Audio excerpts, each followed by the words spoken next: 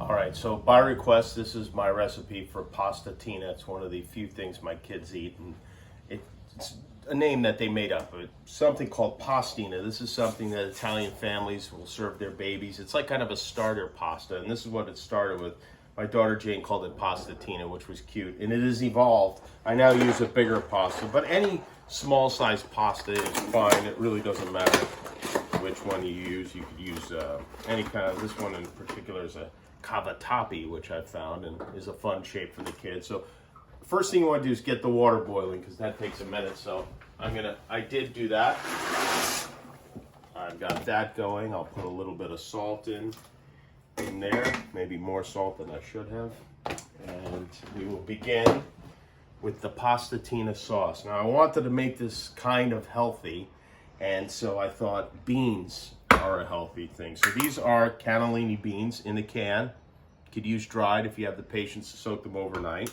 The nice thing about and I've already cut myself. The nice thing about cannellini beans in the can is they have this liquid, and that is useful. I'm gonna pour a little bit of it out, and then what I'm gonna do is take my little hand blender. It happens to fit perfectly in the can, and I'm gonna blend these.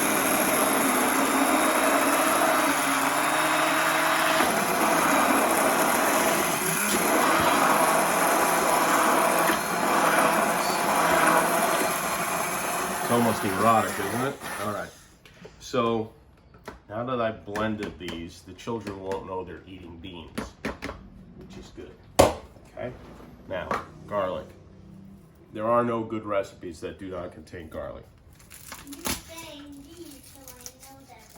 I'm being heckled by the peanut gallery. She just said she knows there's beans in the pasta. You know there's beans in the pasta now? Well, guess what? You love them. So now do you think you like beans? Great. Oh, way to go. Could be a disaster. All right. So I'm going to take 3 cloves of garlic. See these? I'm not going to go too crazy with slicing them or cutting them. I'm just going to squash them. Makes it easy to peel, and it's kind of how I like to cook them anyway. So there we go. We got 3 garlic cloves. We got some olive oil. Put a little bit of olive oil right there. Okay. Get it hot. How hot? How hot? Yeah. Thanks for asking, Molly. I put it at like medium low. I actually will sometimes, when I really want to get fancy, I'll tilt the pot.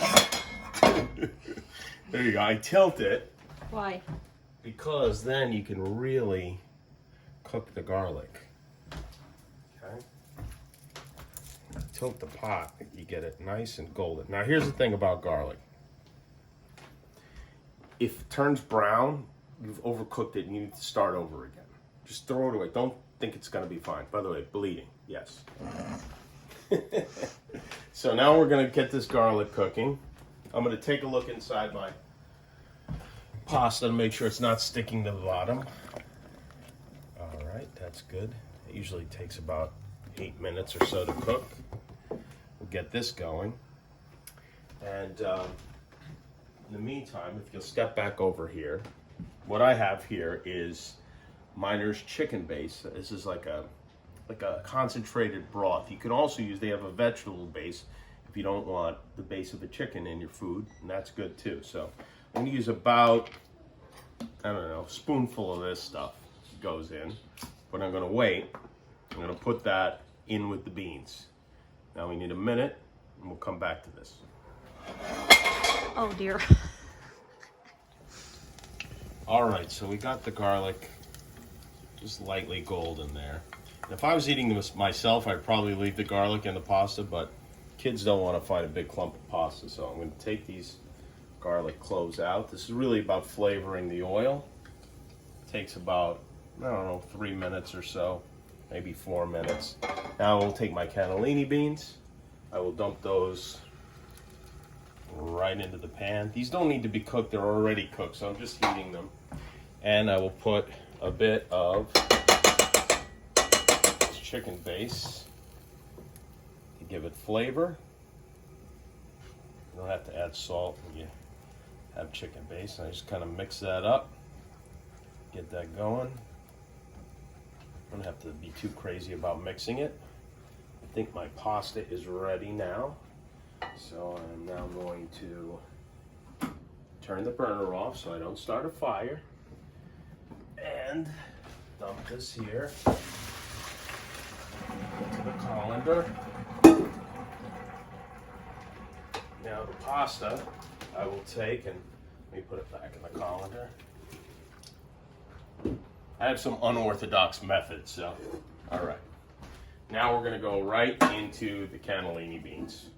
And as you see, or maybe we should have gone into this, but yeah, that's what we're gonna do. We're now going to go into the big pot.